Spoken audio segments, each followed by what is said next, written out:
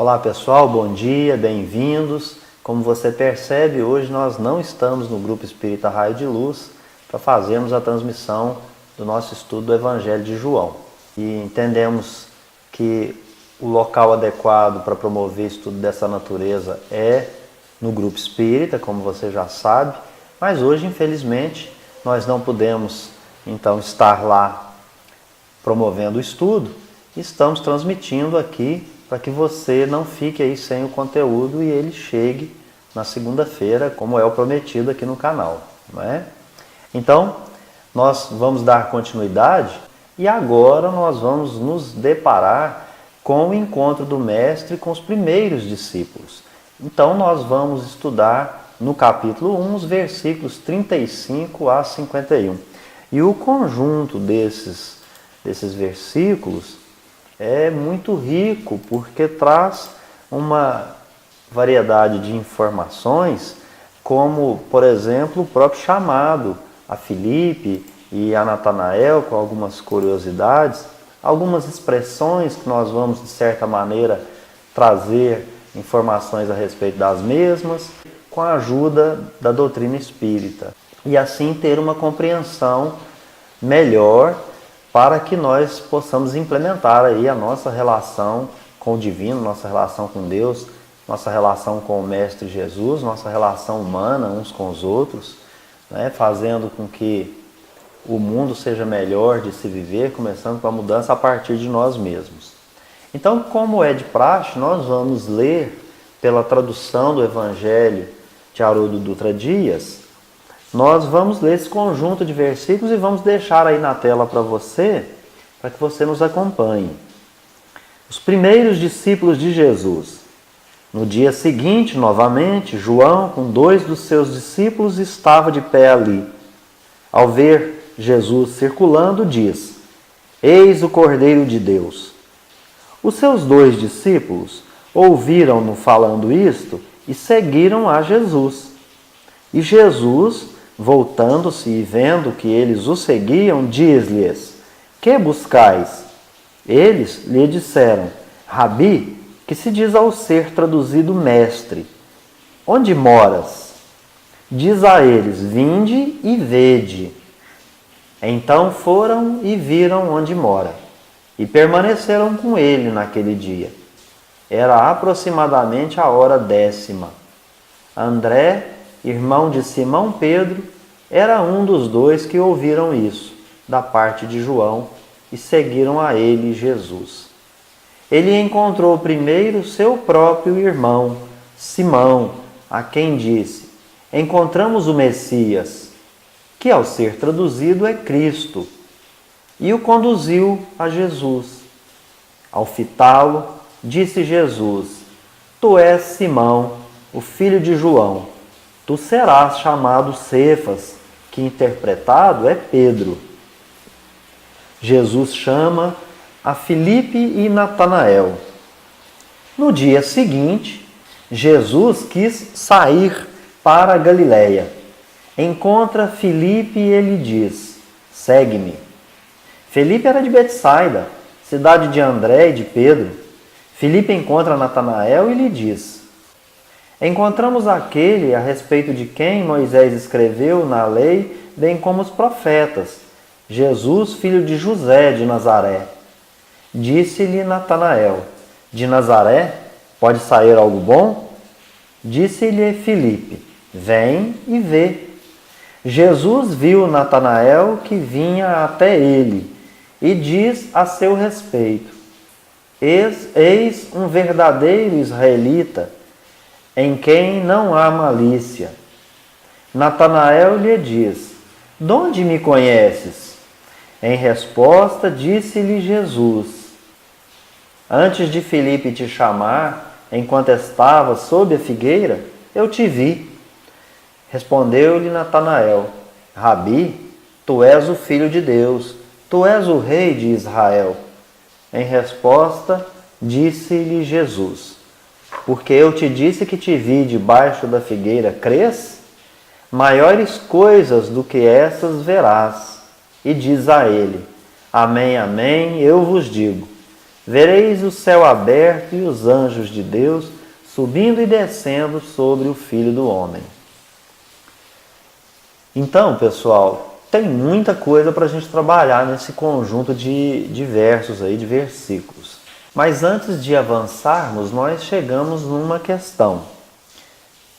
Quem é o narrador desta passagem? Você deve perceber na leitura dos versículos que diz que 2 dos discípulos de João passam a seguir Jesus depois que João diz: eis o Cordeiro de Deus. Mas só um deles é que é mencionado o nome, que é André. O outro não há menção do nome. E nos parece que o narrador é alguém que conhece exatamente aquilo que estava acontecendo, porque ele traz uma cronologia parecendo de memória e vai descrevendo com certeza, um dia após o outro. Então ele enumera com muito cuidado esses dias subsequentes ao testemunho de João Batista. Aquele que está contando a história parece sim que tem o conhecimento porque participou. Então um dos 2 discípulos de João é que vai ao encontro de Jesus e vai narrar esses acontecimentos. Na fala de João ele vai dizer mais uma vez: eis o Cordeiro de Deus. E hoje, para nós temos uma compreensão a respeito do significado dessa expressão Cordeiro de Deus. Mas aqui no dicionário, o Novo Dicionário da Bíblia, nós gostaríamos de compartilhar algumas teorias a respeito da expressão Cordeiro de Deus. Ela ocorre por 2 vezes exclusivamente no Novo Testamento, em João 1,29 e em João 1,36, que é esse que nós estamos trabalhando aqui agora. A palavra grega aminos se encontra apenas em Atos 8,32 e em 1 Pedro 1,19. Arnos ocorre em Lucas 10,3. E arnion se encontra uma vez em João 21,15, mas 28 vezes no livro de Apocalipse. As palavras eis o Cordeiro de Deus que tira o pecado do mundo, em João 1,29, são atribuídas a João Batista ao aclamar Jesus. Muitas interpretações possíveis sobre a palavra Cordeiro têm sido exploradas. Alguns sugerem que a mesma se refere ao Cordeiro das ofertas. Então aí tem pelo menos quatro teorias. Alguns vão sugerir que se refere àquele Cordeiro das ofertas, das festas, das tradições judaicas, e enquanto que essa frase que tira o pecado do mundo dá apoio a essa suposição. Então essa seria uma oferta queimada e para a expiação de um pecado. Então vai lá, mata um animal e ali como em Levítico faz o uso desse animal ao sacrifício para fins de expiar pecados. O fato dessas ideias não estarem presentes no Evangelho de João, segundo os estudiosos, não afastaria essa teoria. Outra teoria é que se acredita que a referência aqui é ao Cordeiro da Páscoa, ao Cordeiro Pascal. Os festivais judaicos têm grande significação para o Evangelho de João. E em 19:36 desse Evangelho, bem poderemos ter uma alusão, uma referência ao Cordeiro da Páscoa. Mas não explicaria a frase inteira do versículo 1:29, porque aqui ele está repetindo parte da frase, no 1:36 que estamos trabalhando. Lá em 1:29 ele diz, eis o Cordeiro de Deus que tira ou remove o pecado do mundo. Né? Mas aqui, então, para ser o Cordeiro Pascal, teria que ter alguma alusão à retirada do pecado. E na festa judaica, a Páscoa não tem relação com a oferta para retirar pecados. Outros vão sustentar que temos aqui uma referência ao servo sofredor de Isaías 53. A palavra aminos ocorre no texto da 70, em Isaías 53.7. João Batista fez a citação do capítulo 40 de Isaías no dia anterior e é possível que ele tivesse meditado acerca desses capítulos. A função daquele que leva o pecado é clara em Isaías 53. A sugestão que a palavra aminos é uma tradução errônea do termo aramaico talia, que significa servo, é engenhosa, mas não tem sido provada. Outra referência possível é ao carneiro de chifres que liderava o rebanho. O Cordeiro de Deus seria, nesse caso, a mesma coisa que o rei de Israel. Parece provável que o que quer que João Batista tenha tencionado dizer, o evangelista tensionava que seus leitores pensassem sobre o Cordeiro oferecido no templo, Cordeiro Pascal, e sobre o servo sofredor. O Cordeiro de Deus também nos faz lembrar da provisão de um carneiro para Abraão em Gênesis 22,8. Portanto, aí são várias as teorias relacionadas com a expressão o Cordeiro de Deus. Na verdade, os seguidores de João Batista estão compreendendo o Cordeiro de Deus como a expressão aquele que vem sobre aquele que o próprio João havia lhes falado anteriormente. E claro, houve uma expectativa, eles estavam ali querendo ter esse contato, falar com Jesus, porque, como a gente já mencionou, eles estavam esperando o Messias. Repetindo aí, as teorias referentes ao significado dessa expressão Cordeiro de Deus é o Cordeiro das ofertas pelo pecado, o Cordeiro Pascal das festas judaicas, servo sofredor de Isaías, o carneiro de chifres. Aqui nós estamos tentando uma interpretação à luz da doutrina espírita, já querendo compreender que não seria cordeiro para fins de oferta, e nem seria a figura do servo que vem e retira pecados coletivos e que então, a partir dali, nós então podemos seguir, estamos renovados e ninguém precisa expiar nenhum dos seus erros. Nós estamos buscando compreender que, como nós temos as informações no Livro dos Espíritos, principalmente na questão 625, onde Jesus é demonstrado a nós como aquele modelo que Deus nos ofereceu para ser nosso guia. Então, o pensamento aqui é também dentro do próprio contexto do Evangelho. Jesus, a certa altura dos Evangelhos, nós já sabemos, ele vai dizer assim, sacrifício quero, mas não holocaustos. E também ensina a cada um de nós tomar sua cruz e segui-lo. Depois ele faz uma série de alusões a todos aqueles que quer ouvir, né, como ele diz, após mim, ou seja, que quer seguir os seus passos. Então, nós estamos aqui pensando que na condição de modelo e guia, as faltas cometidas, elas são reparadas pelo próprio indivíduo. Sacrifício de animais não vão expiar as faltas.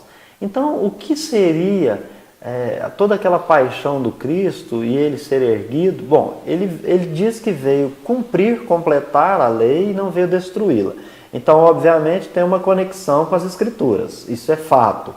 Mas isso transcende, é mais que isso. Então, ele vai nos dar exemplificação, vivenciando como é que ele vai perdoar, ser benevolente e também como é que ele vai tratar com as faltas alheias, oferecendo a indulgência.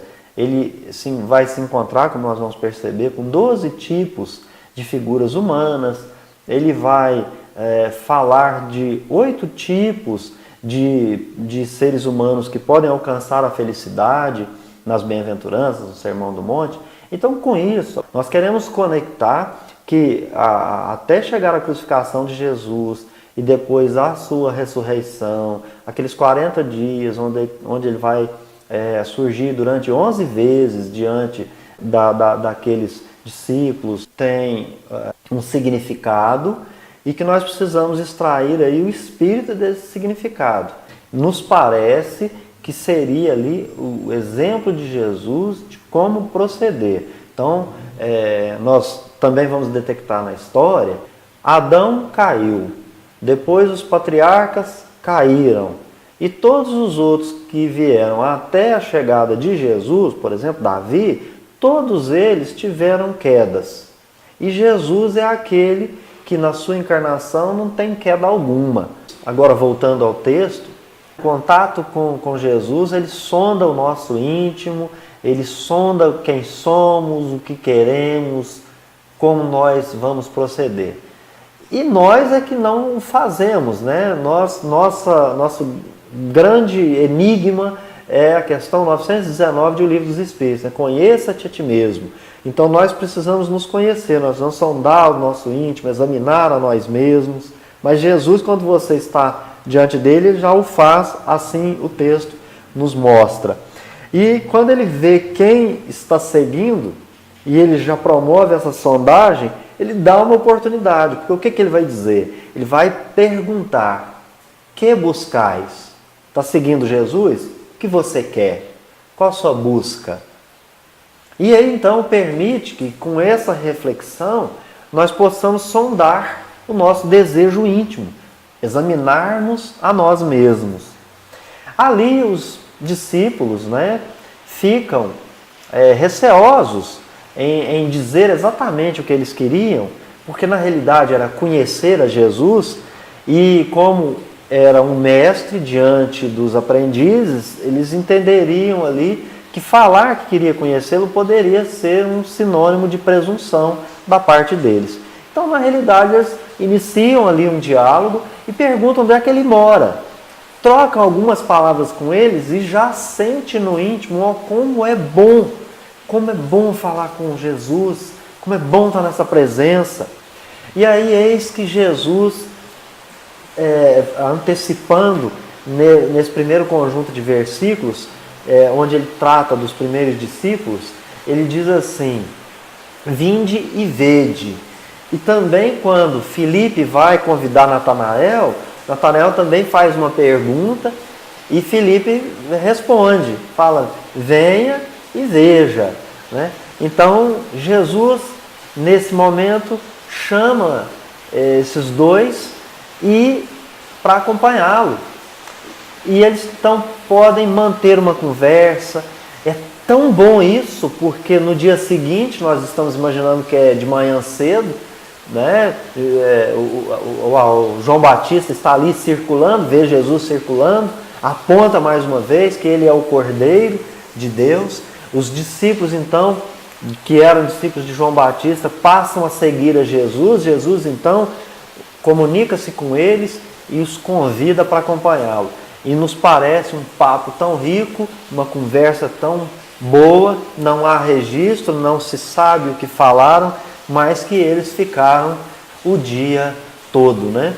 Se nós imaginamos ali que tem a 1/10 hora, né? Nós vamos ter ali eles conversando aproximadamente na hora 10ª, no finalzinho do dia, naquele momento em que já está todo mundo retornando do trabalho. Mas nós gostaríamos de observar ainda, em cima do versículo 38 do capítulo 1, algumas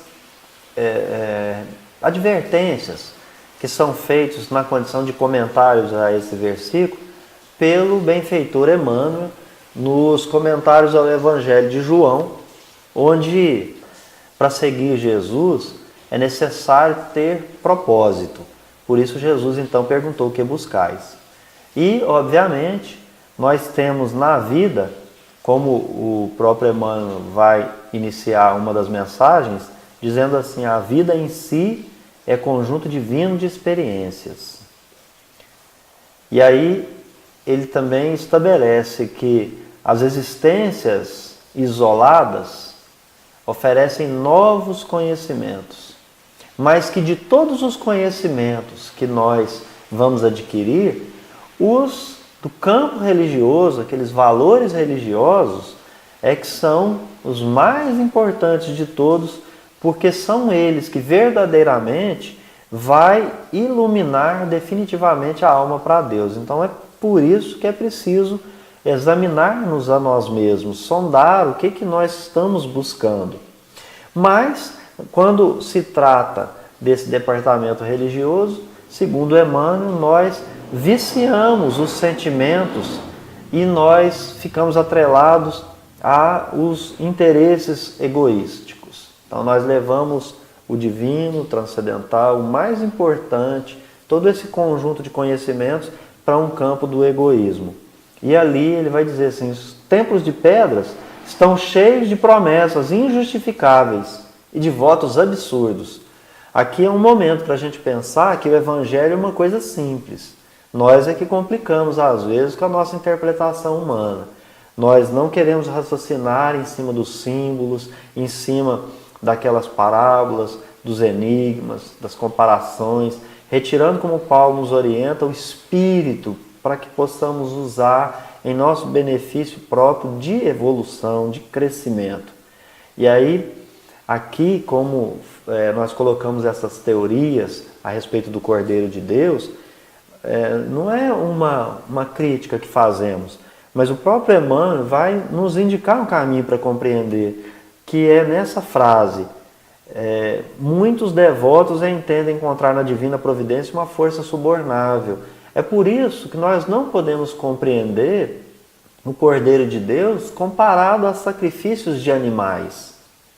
Porque senão nós não vamos evoluir, nós vamos continuar naquela infância espiritual. Nós precisamos entender o fundo da mensagem crística, da mensagem de Jesus. O que significa ele ter vivido tudo que ele pregou? E o que significa ele ser erguido na cruz e depois ele continuar o mesmo e demonstrar o profundo amor que ele tem, primeiramente a Deus e depois a todos que estão compartilhando com ele essa jornada. Então, é importante nós atentarmos, né, para isso. Não é com sacrifício, não é com suborno a Deus, promessas e entre outras coisas, que nós vamos então alçar para nós preferência e privilégio diante de Deus. E ele continua que Cristo ensinou e exemplificou, dizendo que a cruz do Calvário é símbolo vivo. Então, se a gente pudesse pensar numa obra aqui nesse momento, me vem o nome Renúncia, que é a obra onde aquele espírito, que é a personagem principal da obra, renuncia a si mesmo, ao seu amor, à sua própria evolução, está num outro padrão vibratório, está num outro planeta, é orientada pelo anjo guardião daquele planeta, pelo condutor ali, aquele governador, que ela estava sendo orientada por tal, e vem à Terra, mesmo ele dizendo, olha, cuidado, você pode cair, você pode não lograr êxito, né? É muito complicado isso, mas ela renuncia e vem por amor. Quem deseja a liberdade precisa obedecer aos desígnios supremos. Então, o que eu busco? Eu vou buscar atender a Deus ou atender aos meus desejos? Sem a compreensão de Jesus no campo íntimo, associados aos atos de cada dia, a alma será sempre prisioneira de inferiores preocupações. Então, antes de seguir o Cristo, essa é a questão. Que buscais? Você já sabe o que você está buscando para seguir o Cristo? Porque é necessário compreendê-lo intimamente. E todo ato é importante estar associado a essa ideia de Jesus.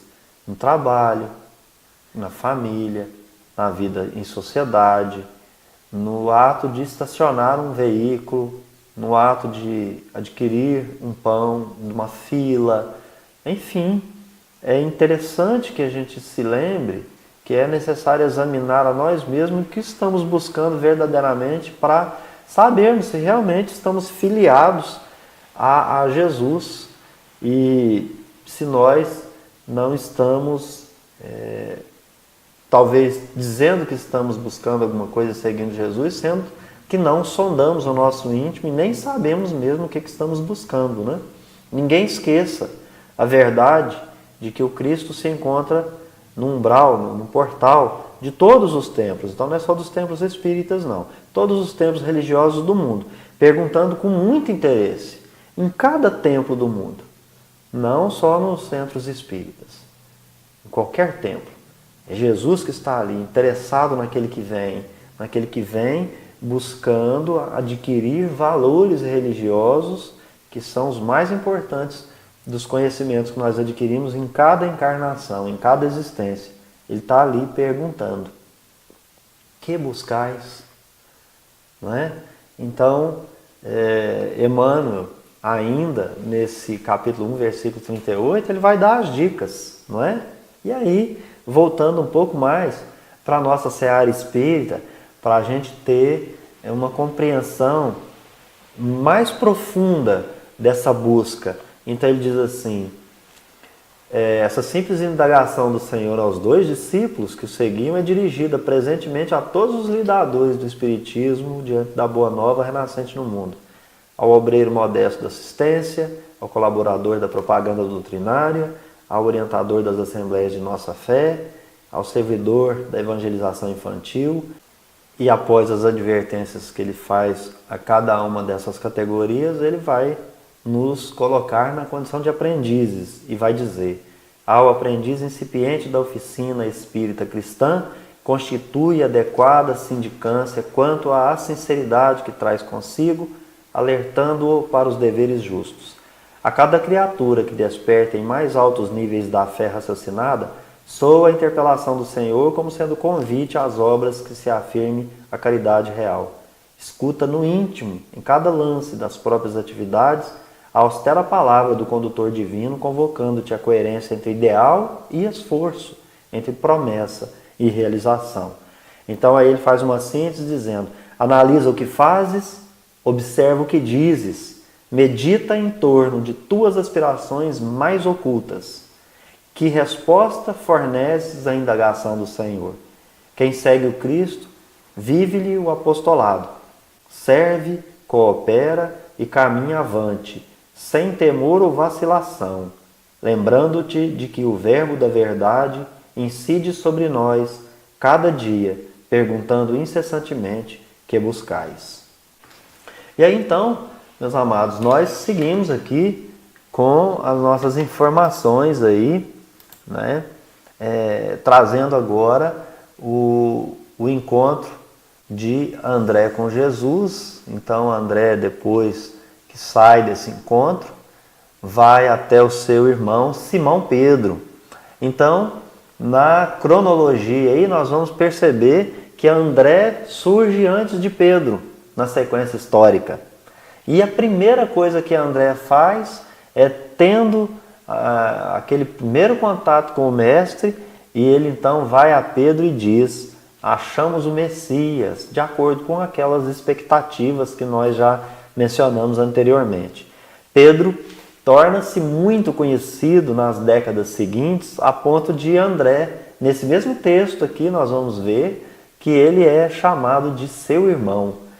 E quanto à expectativa messiânica, onde André vai mencionar lá a Pedro, naquela convivência com Jesus, eles vão perceber que aquela influência, né, da esperança de Israel que eles conheciam vai se tornar um pouco mais profundo, porque os primeiros conceitos sobre o Messias, as suas atividades, que eles conheciam daquela tradição, daquela esperança de Israel, a partir do momento que eles têm contato com Jesus, eles vão substituindo nas próprias mentes o verdadeiro caráter do ministério de Jesus como o Messias.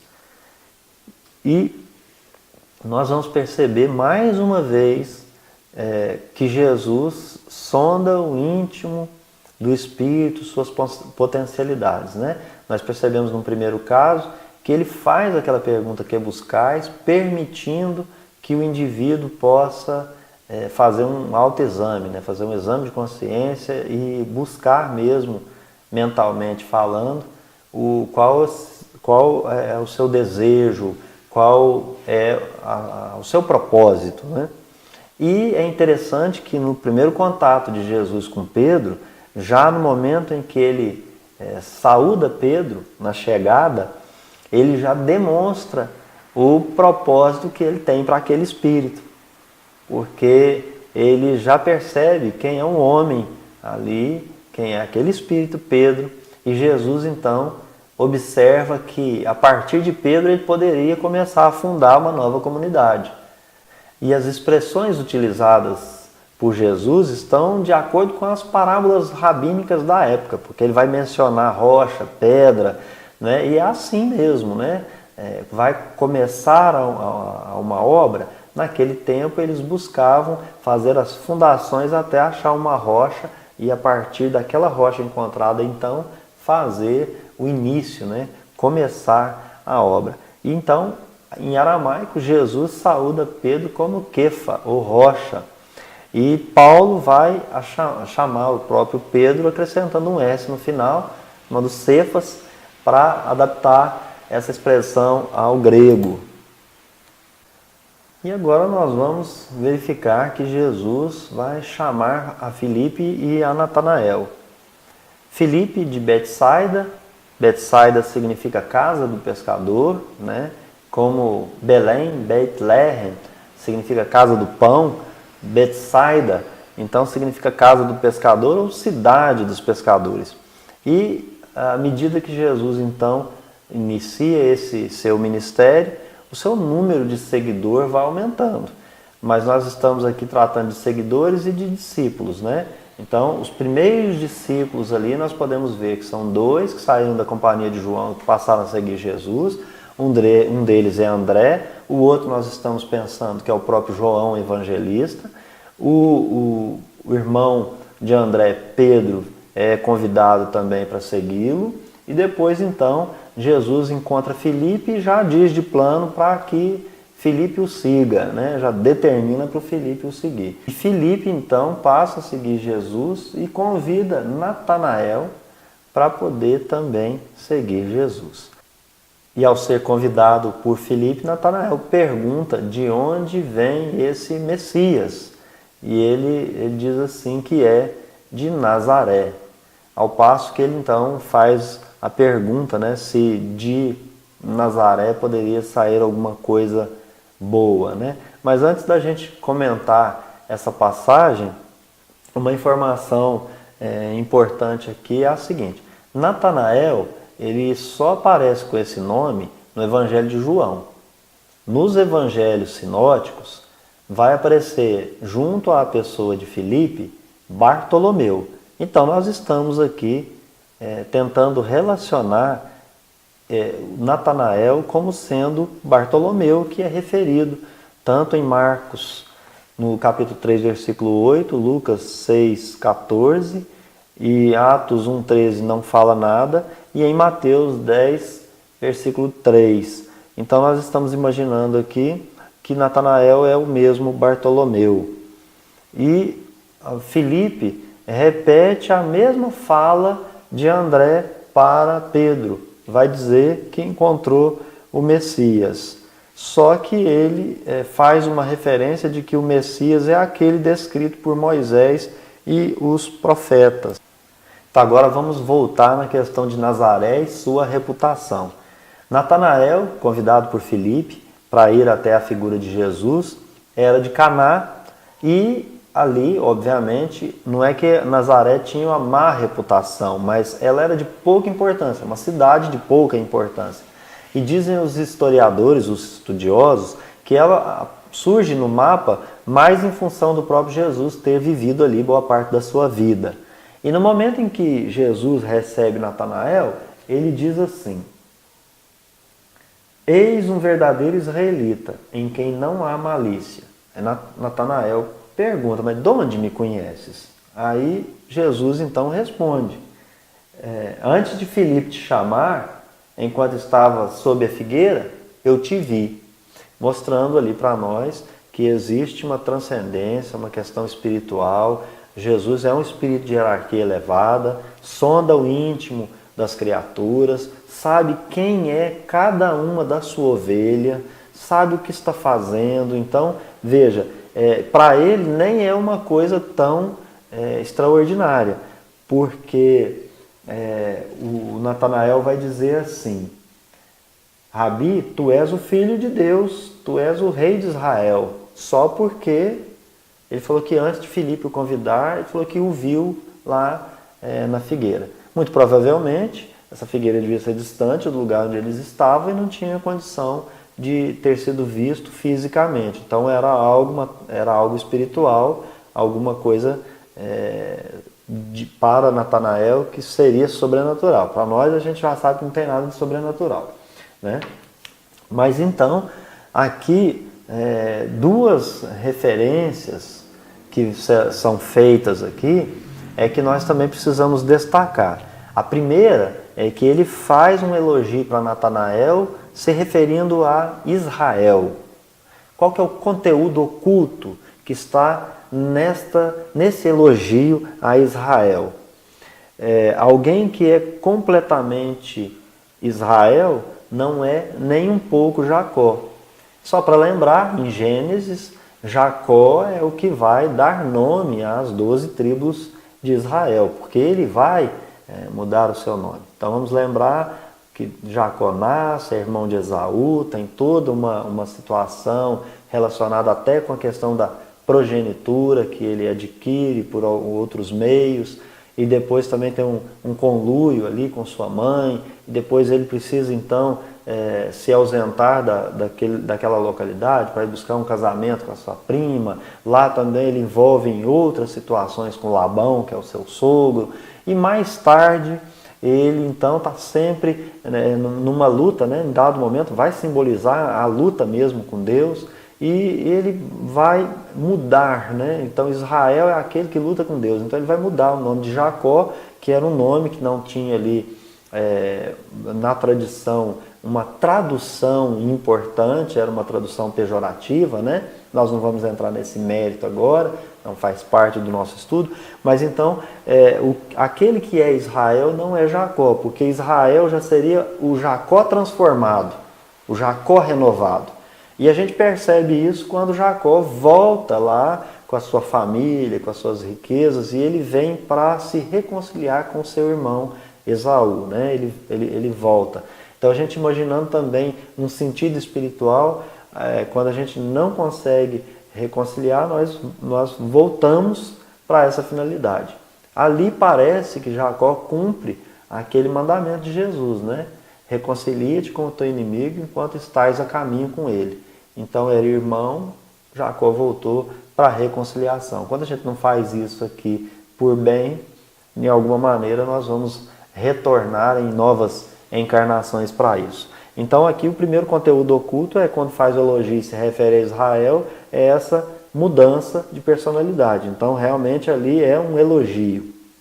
E também ao finalzinho do versículo, lá no versículo 51, no final desse conjunto de versículos, ele vai fazer uma referência à escada de Jacó, que seria uma promessa para aqueles discípulos, né, que é veraz. Então ele faz uma promessa ali para todos que estão ali presentes, que terá uma visão como a que Jacó teve, né? Então, qual que é a visão? No sonho, Jacó vê uma escada e nessa escada estão subindo e descendo anjos do Senhor.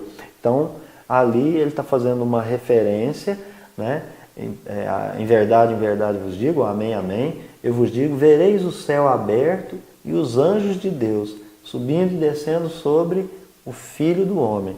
Então aí também nós temos essa expressão Filho do Homem, que também é trabalhada por Jesus, porque essa expressão ela não é usual, ela não era comum, e Jesus se apropria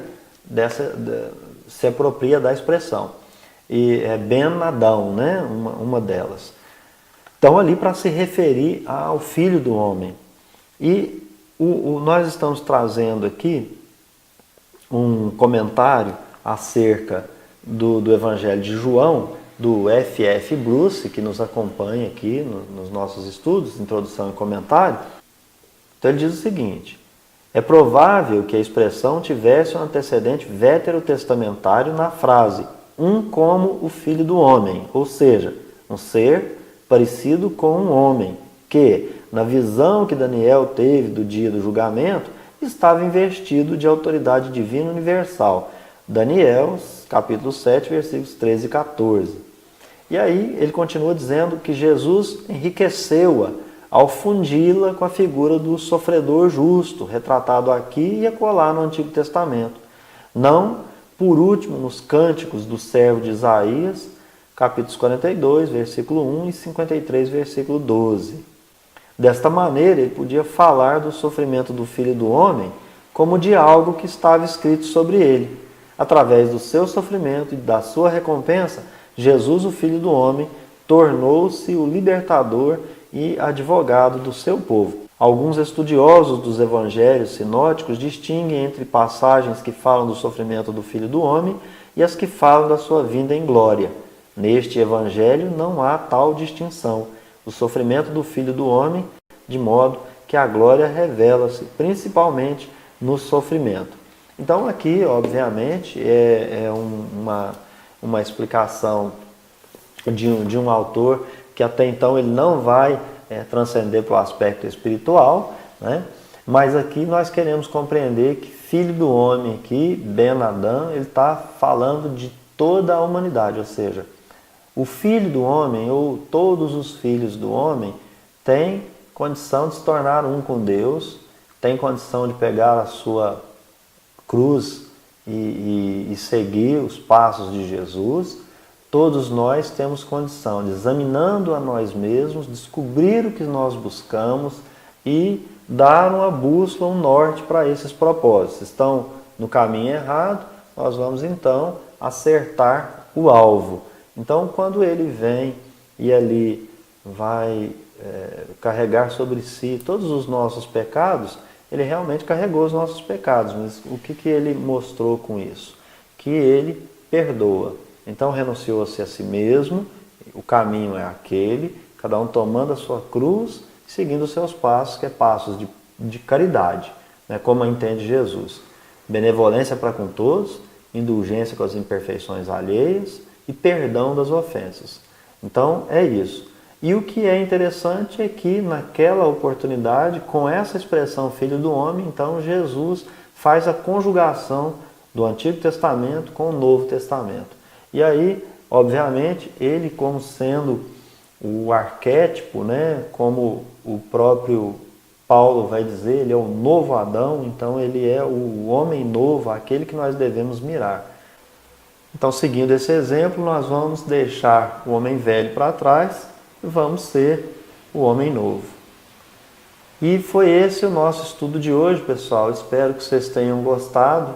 Se gostou, deixa aí o seu joinha, deixa a sua informação, troca ideia com a gente. Se não gostou também não tem problema, você pode deixar suas críticas aí, mas vai nos ajudando, né? Trazendo alguma informação importante, necessária. Nós ficamos por aqui, um abraço, até o nosso próximo encontro.